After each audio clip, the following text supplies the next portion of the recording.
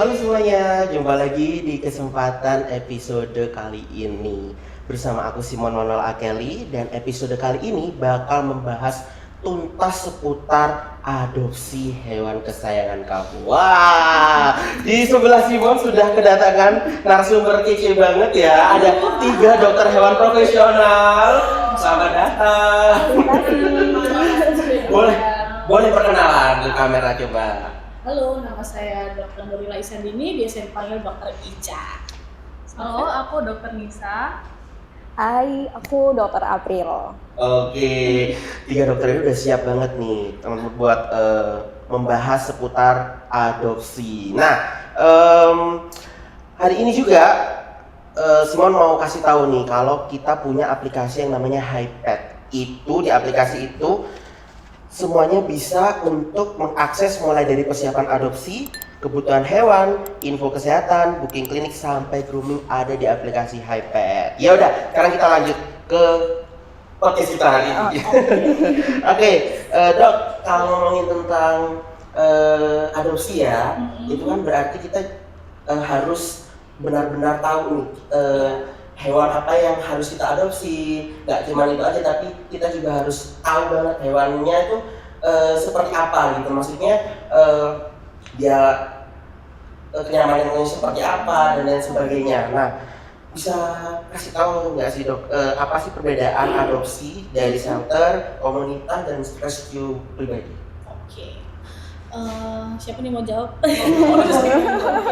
Jadi kalau untuk perbedaannya, sebenarnya gini ya, kalau untuk persiapan adopsi ya, sebenarnya adopsi itu yang jelas adalah kita memang mengadop gitu kan ya.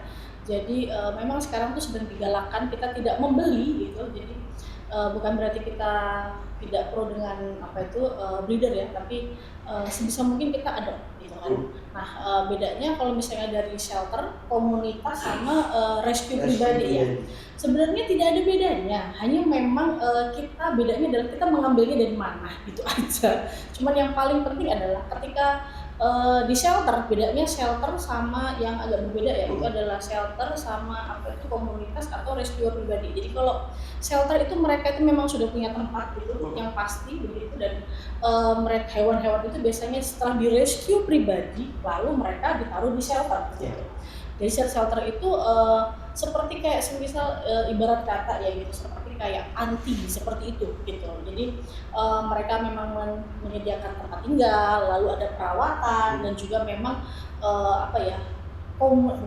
populasinya cukup banyak gitu. Tapi kalau misalnya berbedanya dengan shelter dan juga rescuer pribadi gitu. Kalau rescuer pribadi itu berarti kan ketika kita dapat hewan itu ada di lapangan gitu kan, dan dia butuh diselamatkan, itu kita rescue gitu. Nah, kalau dari komunitas itu biasanya komunitas itu mereka tidak, tempatnya itu sebenarnya jadi komunitas itu hanya berawal dari pet owner yang sama-sama menyukai hewan gitu, sehingga mereka berkumpul dan mereka rumahnya itu disediakan untuk hewan itu ditampung sementara sebelum mereka nanti akhirnya ada yang mengadop seperti itu. Oke, kalau sejauh ini antusias minat dari mereka yang ingin adopsi itu seperti apa Dok? Gimana Dok? Sebenarnya banyak ya. Banyak terlalu bermacam-macam. Betul. Cuman kalau misalnya sekarang itu, sepenglihatan saya di dunia maya, sekarang tuh lagi viral-viralnya adopt don't shop. Gitu. Jadi beneran kalau misalnya ingin mengadopsi, ingin pet gitu ya, bener-bener baru, sebenarnya memang better itu kita adopsi. Gitu. Yang benar-benar misalnya dari stray atau bagaimana gitu, jadi nggak yang membeli. Oke. Jadi benar pure adopsi ya. Betul. Oke, selanjutnya biasanya kalau adopsi ini apa sih kesalahan yang biasanya dilakukan sama pemula ini ketika dia mengadopsi, Dok? Apa ya Dok? Sebenarnya tidak ada yang salah ya Dok.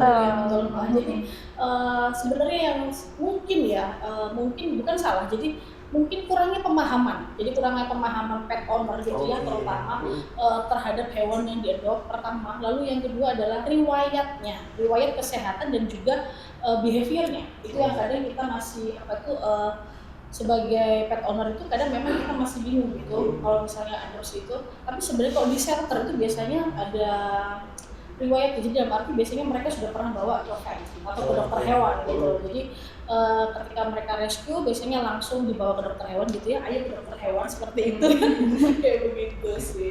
Jadi nggak ada salahnya, hanya memang yang paling baik adalah ketika kita mau adopsi yang harus dipastikan itu adalah tanyakan dengan jelas riwayat kesehatannya seperti itu, dan juga dia dapat itu dari mana kayak begitu. Kenapa? Karena itu nanti akan biasanya sedikit banyak berpengaruh terhadap behavior dan juga riwayat kesehatannya seperti itu. Iya, karena kalau kita memang niatnya adalah mau adopsi ya kita harus tahu banget ya tentang Betul. kondisi hewan kita gitu Betul. kan. Belajar dulu. Wah, kayaknya habis ini aku akan belajar ya.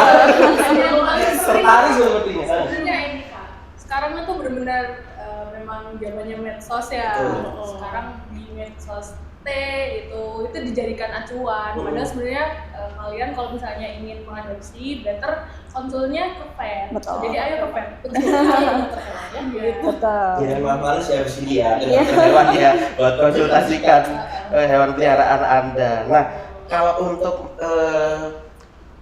waktu nih dok, biasanya kan ada yang pengen ngadopsi tapi ternyata waktunya nggak bisa terbatas. Nah, untuk mengadopsi gitu kan. Sebenarnya Seperti apa kalau- sih dok? Ya, kalau misalnya sebenarnya waktu tuh kita nggak bisa nentuin juga ya. Apalagi kalau misalnya emang lagi sibuk kerja nih, terus habis itu kayak kita pengen banget ngadopsi kucing gitu kan, atau adopsi anjing. Kalau emang udah bawaan dari hati dan emang udah ada niatan, tetap bisa meskipun sesibuk apapun pekerjaannya dan memang sudah ada niatan tuh pasti ada waktu untuk meluangkan dan merawat hewan-hewan tersebut. Karena memang udah cinta ya, Betul. awalnya dari hati ya. Betul, kan memang dari hati. Dari gitu. hati.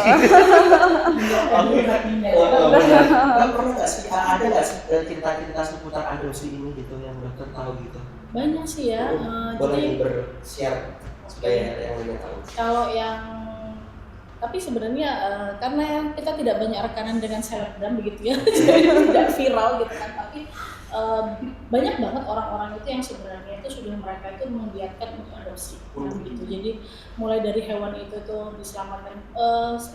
Dulu itu kan sempet ya kayak misalnya pas waktu di sini nggak tahu ya banjir itu, biasanya kalau banjir gitu ada beberapa relawan dokter hewan itu yang terjun ke daerah banjir atau bencana gitu ya, dan itu kan kita membantu untuk menyelamatkan hewan-hewan itu. Dan jadi setelah hewan itu nanti dibawa ke dokter hewan, diperiksa gitu, nanti setelah itu baru diadopsikan gitu. Dan itu cukup banyak. Ada yang mereka itu datang dengan kondisi matanya hilang satu, atau ya namanya juga rescue di lapangan ya, Betul. apalagi bencana itu ya.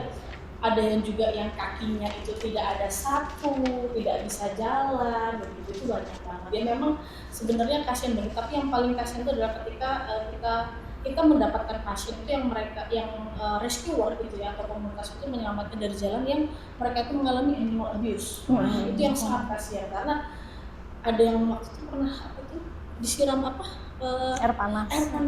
ya. Betul. Kasihan banget kan gitu. Jadi maksud kita kalau misalnya memang saya selalu kami para dokter hewan itu selalu memberitahukan kepada pet owner atau siapapun gitu ya, ketika memang kalian tidak bisa maksudnya meskipun tidak suka dengan hewan tapi minimal jangan menyakiti. Betul. Gitu aja ya. Jadi biarkan saja mereka, mereka juga bisa hidup gitu aja sih ya. Kita kan hidup saling berdampingan gitu ya di situ. Berarti kan mereka itu yang mungkin belum tahu butuh edukasi ya. Betul. Sejauh ini edukasi yang sudah berjalan seperti apa? Banyak biasanya sih kita itu ya jadi kayak misalnya di sosmed gitu Betul. ya, share kasus itu, selain sebenarnya untuk edukasi kepada khalayak umum ya gitu, jadi dalam arti supaya mereka tahu gitu kan ya hewan itu harus bagaimana, apa yang harus dilakukan seperti itu gitu kan, dan juga ya sekaligus promo gitu ya dokter karena sebenarnya banyak banget bukan manusia ya, jadi maksud saya tuh pet owner atau calon pet owner gitu ya, mereka itu tidak tahu dokter hewan itu apa, terus habis gitu emang ada dokter hewan gitu itu ada kayak gitu jadi sebenarnya memang tujuannya kami itu juga memang belajar dalam arti begitu, tapi ya intinya sih di situ. Jadi kita memang mengedukasi, itu biasanya kita sambil share kasus supaya masyarakat tahu aja apa yang harus dilakukan, lalu kalau bingung itu harus kemana, seperti itu kayak gitu sih. Jadi nggak bingung dan asal-asal itu tuh di Google begini ya dok. Tidak selalu yang apa ada di situ tuh tidak semuanya memang benar seperti itu. Harus diteliti Ya, lagi. kadang soalnya kalau misalnya pet owner tiba-tiba search di Google, itu ada yang jawabannya misleading atau mungkin tidak sesuai dengan kondisi sebenarnya pada yang terjadi pada kucing atau anjingnya. Dan itu pun kadang sering terjadi ya pada kehidupan nyata ini, dan kita sering menerima hal tersebut gitu kan. Kayak misal, dok, ini tadi saya di Google ini, jadi saya kasih obat yang ini. Ternyata padahal penyakitnya tidak sesuai dengan obat yang diberikan. Nah, itu gitu. tadi, benar-benar. Sehingga apa yang dibawa itu jadi kondisinya sudah makin parah Jadi gitu. mereka harus butuh edukasi ya. Betul. Tahu supaya benar-benar tahu nih obat-obatan yang sesuai dengan Iya, betul. kebutuhan, betul kebutuhannya. Nah, oke, kita sekarang akan membahas tentang pemeriksaan kesehatan awal. Jadi kira-kira kalau adopsi hewan dari jalanan, ya itu apakah pemeriksaan ekstra yang harus dilakukan? Soalnya kan beda ya kalau misalnya kita adopsi hewan dari jalanan itu pasti butuh ekstra penanganan banget ya. Betul. Oke. Kalau yang dari dari jalan gitu ya, yang terutama yang adopsi ya gitu ya. Kalau yang dari adopsi itu kan pasti pertama kalau bisa dari shelter biasanya tanyakan aja riwayatnya dulu kesehatannya kalau sudah pernah diperiksa. Tapi kalau belum langsung dibawa, itu yang paling penting pertama yang jelas adalah yang kita lihat itu adalah kondisi badannya dulu, kondisi secara umum, fisiknya adakah yang luka, atau setelah itu berat badannya itu masuk standar atau enggak gitu kan, lalu adakah penyakit khusus gitu, atau misalnya gangguan atau penyakit bawaannya, jadi seperti genetis misalnya ada cacat atau apa, itu juga kita kan harus periksakan gitu kan. Yang pertama itu, lalu yang jelas pemeriksaan dari ujung rambut sampai ujung kuku ya gitu. Jadi dari mulai suhu ya dok ya, terus apa lagi dok? Terus ada di kucing atau anjing, pet itu juga ada blood pressure. Kita juga periksa itu. Betul. Tekanan darah yang Tekanan darah. semua manusia ya, Benar. hewan juga ada ya. Itu tadi juga kan saya challenging-nya kalau misalnya dari ini kan Jalan. bukan shelter, itu pasti biasanya kita nggak ngerti riwayatnya, entah itu diare kah atau bagaimana. Biasanya kita selain pemeriksaan fisik, lanjutannya kita roll out semuanya. Jadi roll out untuk parasit, terus cacing gitu. Jadi untuk semua luar dalam benar, diperiksa ya. jadi untuk pencegahan gitu. Oke, nah kalau misalnya memang ketika diperiksa hewan tersebut punya penyakit, apakah tetap bisa diadopsi? Gimana dok? Bisa Nah, ya? itu kan bisa ya? Iya. Bisa Iya, bisa. Bisa. Yang penting diperiksa dulu. Betul.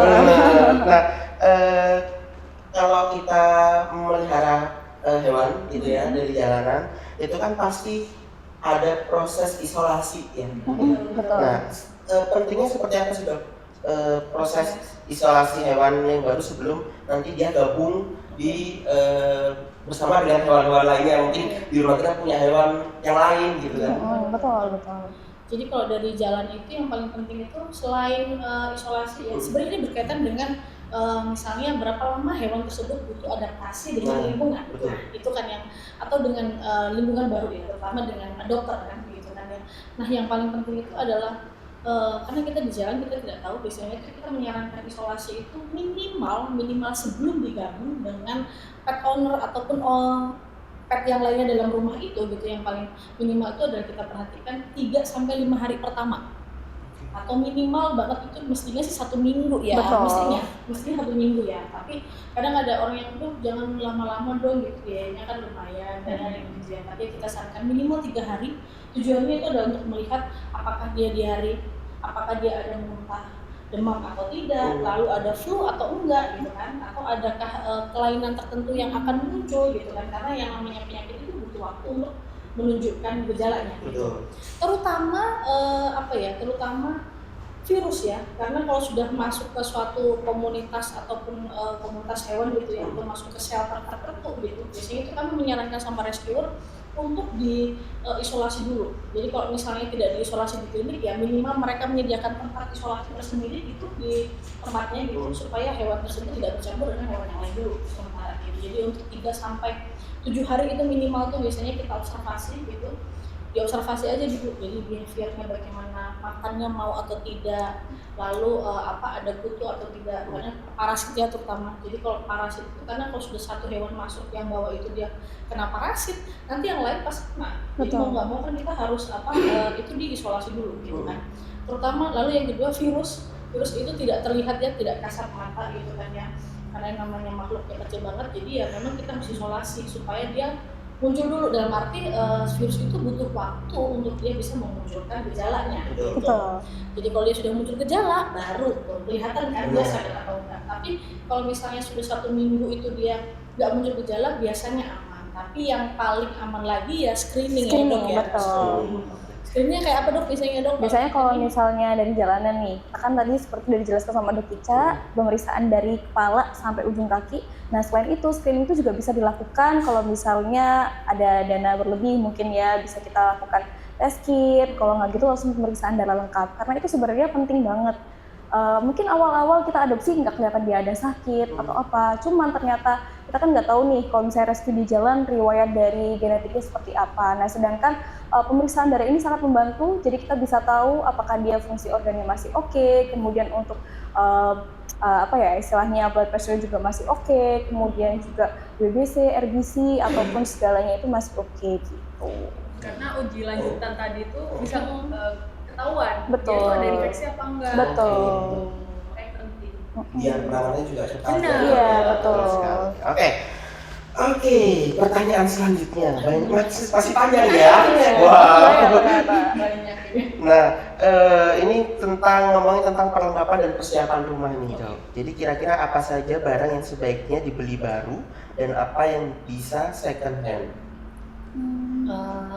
Second hand, kandang itu bisa, tapi yang penting masih layak pakai. Masih layak pakai. Proper ya, dalam arti tidak karatan.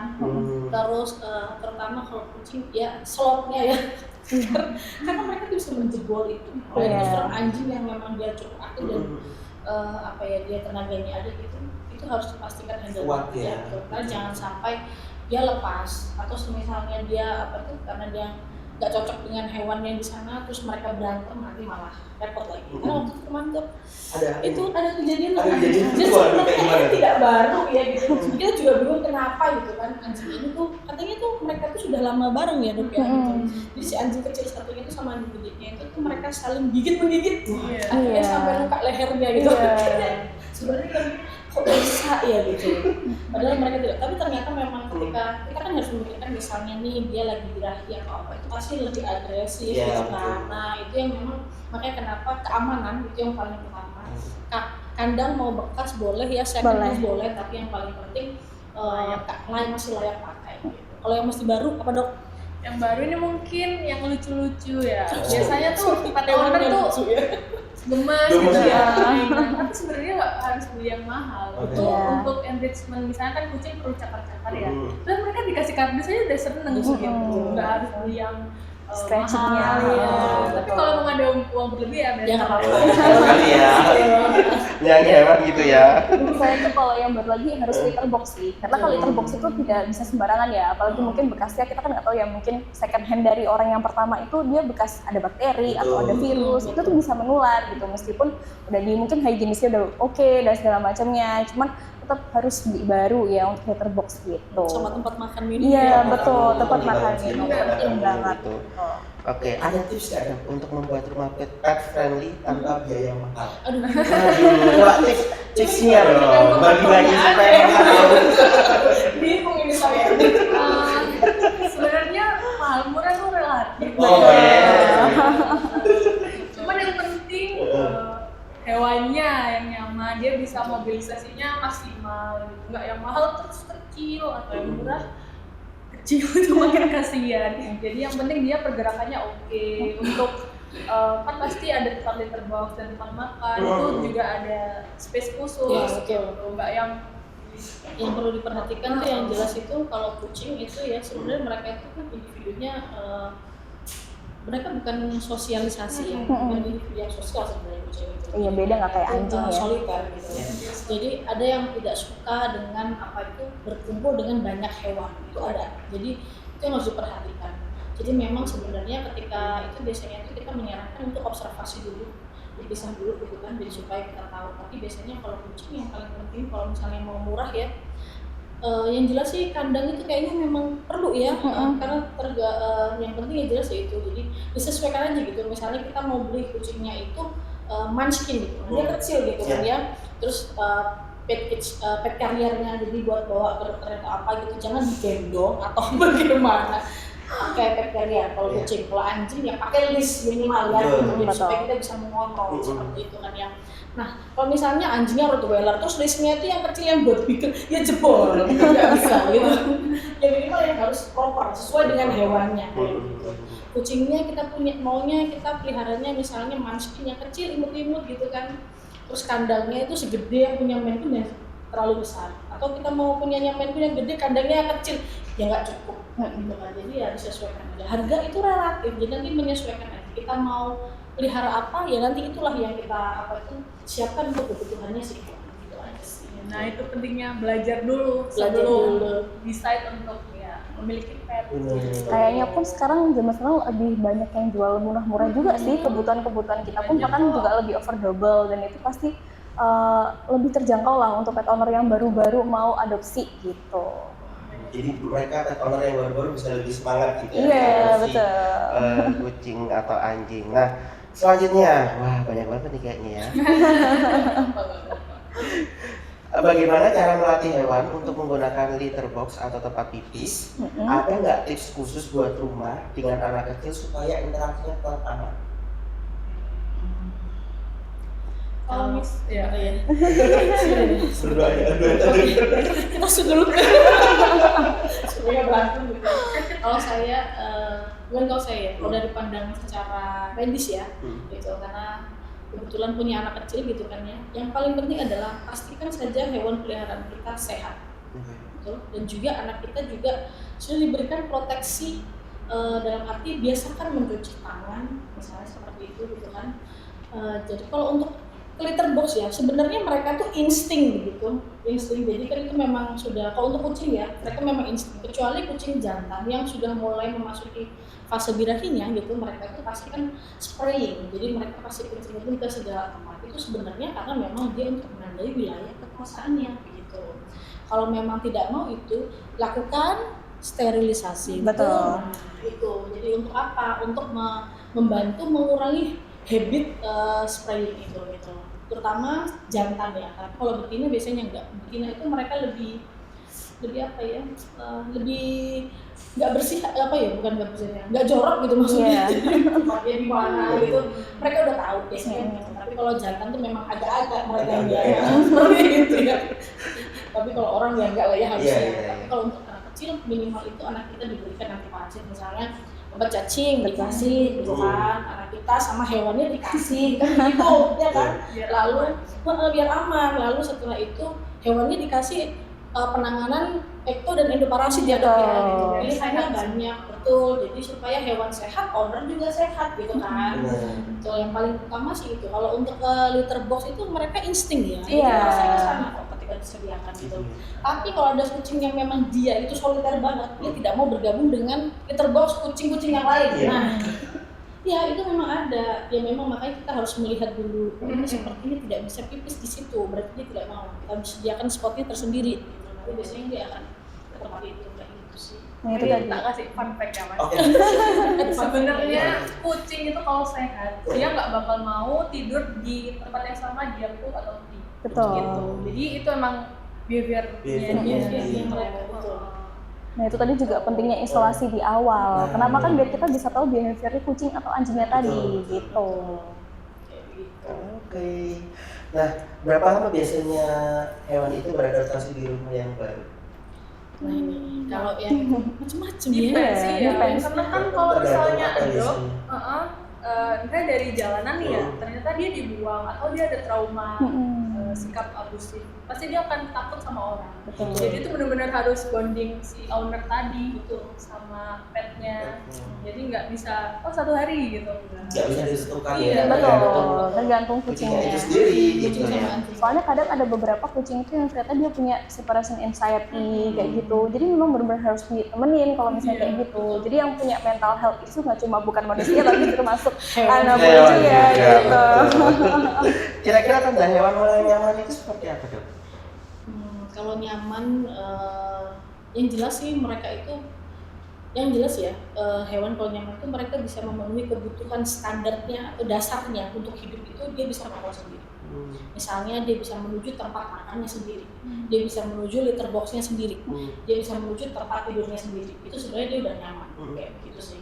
Dan juga dia tidak merasa dia terancam dengan yang lain di situ, kayak begitu. Misalnya kalau yang hewan-hewan seperti dokter tadi bilang, jadi kalau yang mereka mengalami abuse itu kadang ada hewan, terutama anjing ya, yang kadang seperti itu. Jadi kalau ada anjing yang dia tuh trauma dengan sapu gitu, ya kalau ada sapu di pojokan ya dia pasti akan diem aja di sini, dia nggak akan kemana-mana gitu. Karena apa? Dia takut melihat itu sapu gitu. Padahal meskipun dokternya yang baru nggak akan mukul gitu, tapi pasti dia takut. Betul. Gitu ya. Jadi ya itu yang harus disingkirkan gitu kan. Jadi ketika nyaman tuh mereka bisa memenuhi kebutuhan dasarnya sendiri. Jadi kayak pup itu dia bisa sendiri, pipis dia bisa sendiri, tempat makan dan tempat minum itu dia bisa menjangkau sendiri seperti itu.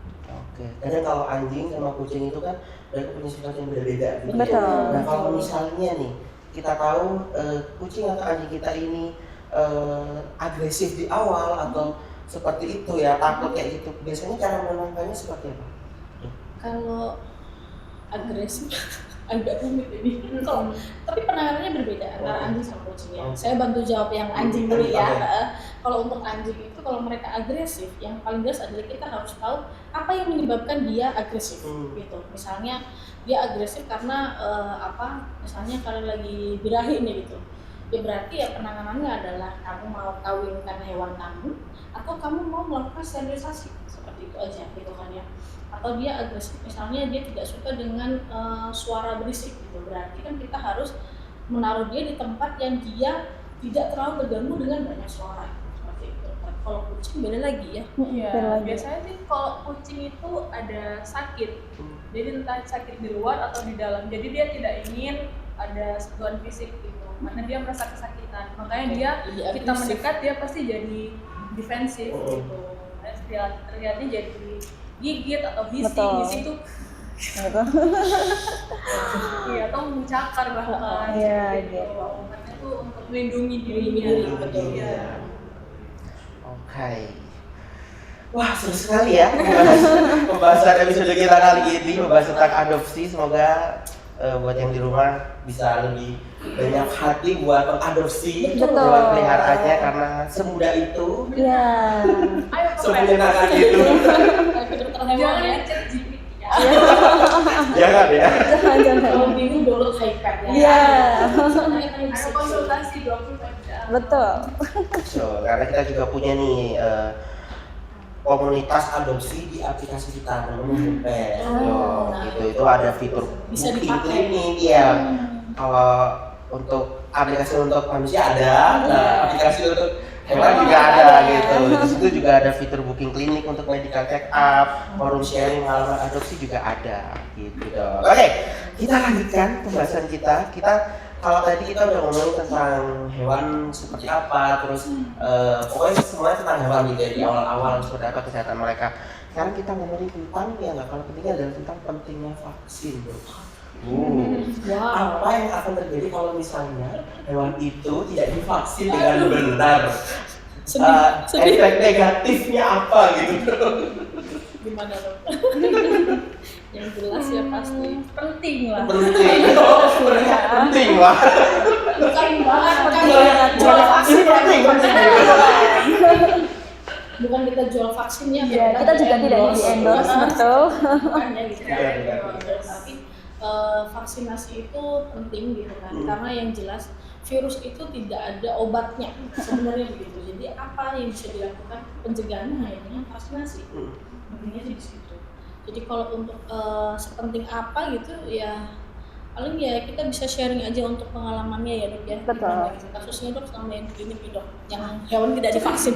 Cukup banyak sih sebenarnya hewan-hewan yang belum divaksin itu. Apalagi sebenarnya masih banyak ya pet owner tuh yang kayak mengabaikan atau menyepelekan tentang vaksin itu kan. Seperti kayak, nggak apa-apa, kucingku nggak pernah divaksin juga sehat-sehat aja nih gitu kan. Nggak pernah keluar rumah Dok, di kamar aja gitu kan. Tapi sebenarnya yang namanya virus ya, kita kan nggak tahu dari mana nih asal datangnya. Bahkan kita sendiri pun tuh juga bisa membawa virus tersebut. Mungkin ketika kita di luar rumah nih, terus nggak sengaja ketemu kucing di jalan, ih lucu banget, pengen pet nih gitu, kita pegang, kita elus-elus. and then kita lupa buat cuci tangan atau mungkin ganti baju, kemudian waktu pulang kita ketemu lagi sama kucing yang ada di rumah, langsung interaksi. Nah, itulah yang kita bisa menularkan dari virus yang kita bawa dari luar ke kucing yang peliharaan kita gitu. Itu pun berlaku pada anjing ya, karena sebenarnya anjing pun juga sama seperti itu gitu. Karena penularan itu ada secara langsung atau Betul. tidak langsung. Betul. Apa itu dok? Ya kalau misalnya langsung ada kontak antara hewan, misalnya kucing dengan kucing, ya, biasanya dia litter box-nya sama. Atau kalau misalnya kasusnya di respirasi ada kayak ludah atau bersin, ingus, gitu kontak. Nah itu langsung. Kalau tidak langsung itu bisa dari kita sebagai veteriner atau membawa lainnya gitu. Nah kenapa kok penting banget vaksin? Selain yang tadi dijelaskan itu, kan nggak ada obatnya ya kalau misalnya virus, kalau misalnya bakteri ada. Masalahnya kita selain tinggal di negara tropis yang banyak banget virusnya. Setuju. Terus biasanya penyakit virus itu mortalitasnya tinggi banget. Betul. Banget. Kematiannya Iya. Secepat itu Dan bahkan. morbiditasnya juga cepet juga gitu. Nah, better divaksin untuk pencegahan. Karena Betul. sekali lagi lebih baik mencegah daripada mengobati. Betul. Belajar dia malah untuk vaksin ya, hewan Ayo ke kesayangannya. Animals 777. Ada duyung. Iya. Berubah lagi, oke. Oke dok, mitos yang sering salah soal vaksin nih. Katanya bikin sakit atau bikin mandul. Itu mitos ya. Mitos. Seperti apa? Kita clearkan dulu. Ini dokter profesional ini. Jadi kalau untuk sebenarnya ya, kenapa kalau dibilang ada yang bilang gitu ya, hewan saya tuh habis divaksin sakit dok. Yang jadi pertanyaan saya pertama adalah bagaimana cara pemeriksaannya, begitu. Karena sebenarnya kalau kita melakukan pemeriksaan atau prosedur pelaksanaan vaksinasi dengan benar, harusnya itu bisa dieliminir atau dalam arti itu sebenarnya tidak akan terjadi, begitu. Karena tidak ada sebenarnya karena begini ya. Yang jelas vaksin itu adalah kita memang memasukkan penyakit yang sudah dilemahkan gitu kan. Nah, makanya kenapa sebelum hewan itu divaksin ya dilakukan pemeriksaan dulu gitu kan, dan dilakukan standarnya, karena setiap klinik itu sebenarnya bukan setiap klinik ya, dokter hewan secara internasional itu kita punya standarnya bagaimana cara melakukan vaksinasi, suntiknya di mana, lalu bulan keberapa itu harus dilakukan vaksinasi seperti itu. Jadi umurnya berapa yang bisa dilakukan vaksinasi, syaratnya itu apa aja gitu kan, itu ada. Nanti biasanya akan dikomunikasikan dan diberitahukan oleh dokter hewan yang memeriksa gitu kan. Kemanapun Anda membawa dokter hewan Anda, itu harusnya dokter hewan melakukan itu gitu kan. Nah kalau untuk hubungannya vaksin dengan kemandulan, tidak ada Tidak ada ya, mitos itu ya. Fakta gitu ya teman-teman, karena memang dari bahan pembawa vaksinnya juga nggak ada hubungannya gitu. Betul. Gitu loh. Jadi beneran itu adalah mitos. Mitos. Sekarang vaksin mana nih dok yang wajib digunakan, mana yang opsional? Kira-kira Silakan, Dok. Boleh Ini ada bukunya ya. Ini sebuah buku deh. Dok, Ini misalnya contoh. anjing nih. Ini ada contoh kalau misalnya kucing atau anjing pet owner vaksin ya, itu pasti akan mendapatkan buku seperti ini atau ini. Ada banyak versi sih, ada nggak cuma dua ini gitu. Cuman ini contohnya kita bawa dari klinik gitu. Ada yang seperti ini, ada seperti ini. Nah di sini pun tuh sudah tercatat ya, ada beberapa jenis vaksin yang harus diberikan. Kemudian nanti ada tanggalnya juga, jadi nanti bisa langsung di sini. Nah, kalau misalnya lihat di kamera, kelihatan nggak ya? Gitu kan. Jadi nanti Tinggal di zoom dok. tolong editor. Jadi nanti sudah ada ininya kayak virus-virus apa yang sudah kita masukkan untuk pencegahan virus apa itu tadi. Kemudian nanti ada tanggal-tanggalnya juga. Jadi semisal minimal itu 2 bulan. 2 bulan untuk kucing dan 1,5 bulan untuk anjing itu vaksin pertama. Nah, gitu. Nah untuk vaksin berikutnya jaraknya 1 bulan gitu. Kemudian 1 bulan lagi untuk vaksin ketiga, dan itu include yang vaksin ketiga include rabies gitu. Karena kan sekarang lagi banyak kasus-kasus Rabies ya, di Indonesia tidak ada kasus betul rabies, gitu.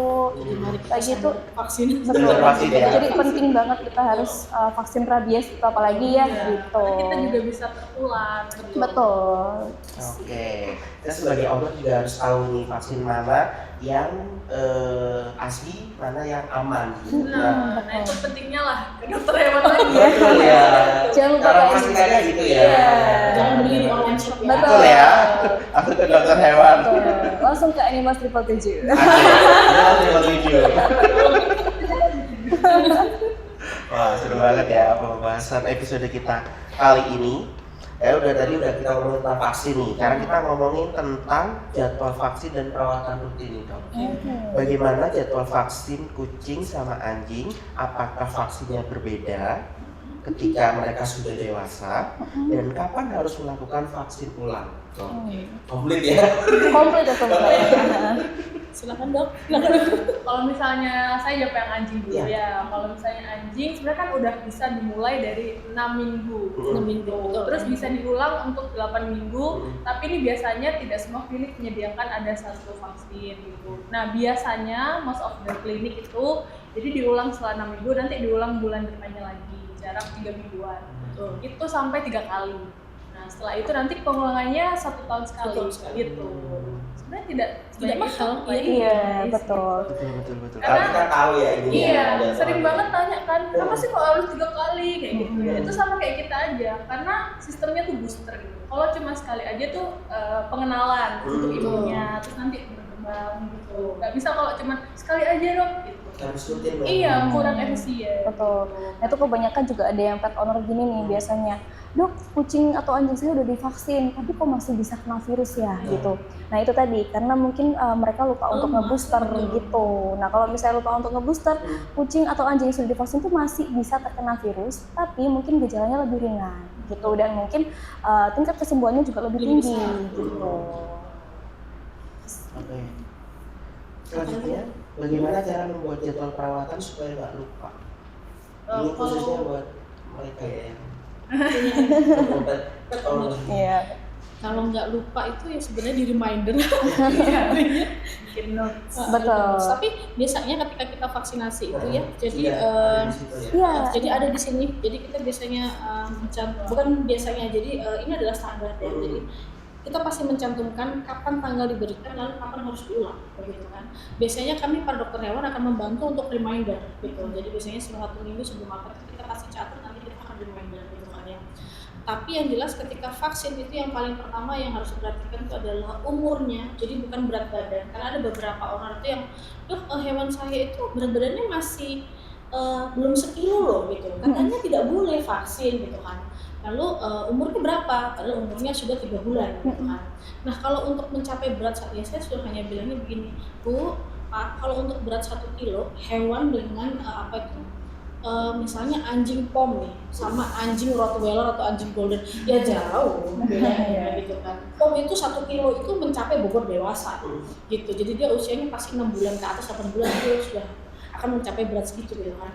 Tapi kalau untuk golden, dia baru lahir procot itu sudah bobotnya udah berapa? Nanti dia sudah 2 bulan itu bobotnya sudah 1 kilo lebih gitu kan. Jadi kan nggak berkata kalau ya, istilah sekarang nggak apple to apple gitu. Jadi karena memang bukan apples ke apple ya, tapi dalam arti semua itu punya bobot standar. Selama memang mereka memasuki body condition score-nya yang normal gitu, mereka itu dan umurnya masuk, mereka boleh divaksin gitu kan. Dan syarat sebelum vaksin itu juga sudah dilakukan seperti itu.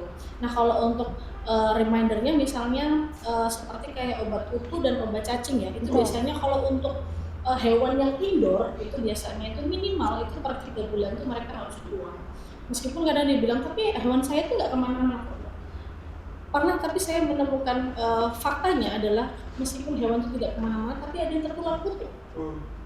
Lalu ya kita berpikir lah ini katanya kemana-mana. Jadi membuktikan kan kutu itu tidaklah mungkin hewannya kemana-mana tapi kutunya yang jalan gitu maksudnya kayak gitu.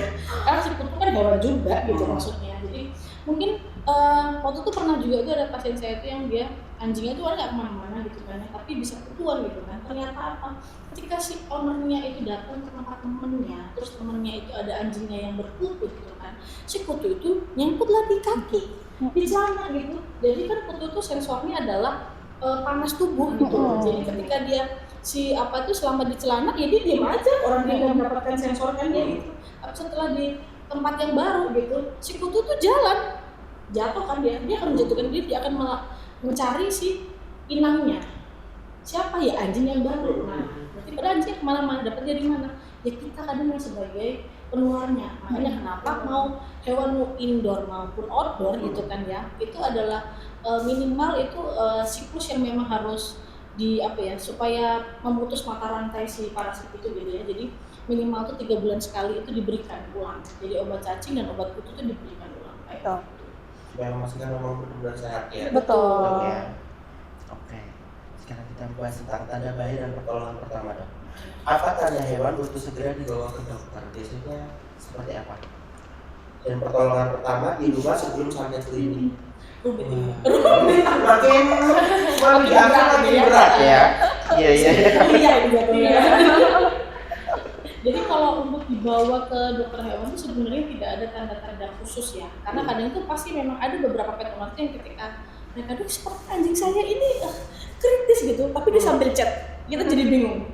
Ya kalau kritis ya segera dibawa aja gitu. Tapi yang paling jelas itu tanda-tanda yang umum adalah ketika mereka memang sudah mengalami penurunan nafsu makan, lalu behaviornya berubah seperti itu kita sudah, atau muncul tanda-tanda yang lain. Jadi misalnya dia muntah atau diare gitu, ya dibawa aja untuk segera untuk diperiksakan. Jangan bingung tanya-tanya dulu gitu, kan ada tanya gitu kan, itu udah muntah sekian kali, ya kok nggak langsung dibawa. Kalau kita sih Actionnya nggak ada ya.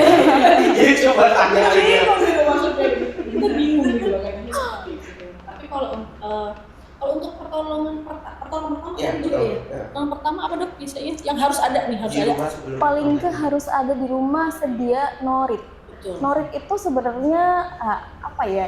Untuk pertolongan pertama ketika mungkin kucing atau anjing itu mengalami gejala keracunan. Keracunan. Nah, untuk gejala keracunan itu apa Cepat sih? banget masalahnya kalau keracunan. Betul. Gejala keracunan yang pertama bisa kita lihat itu dia mulai muntah busa dalam apa ya?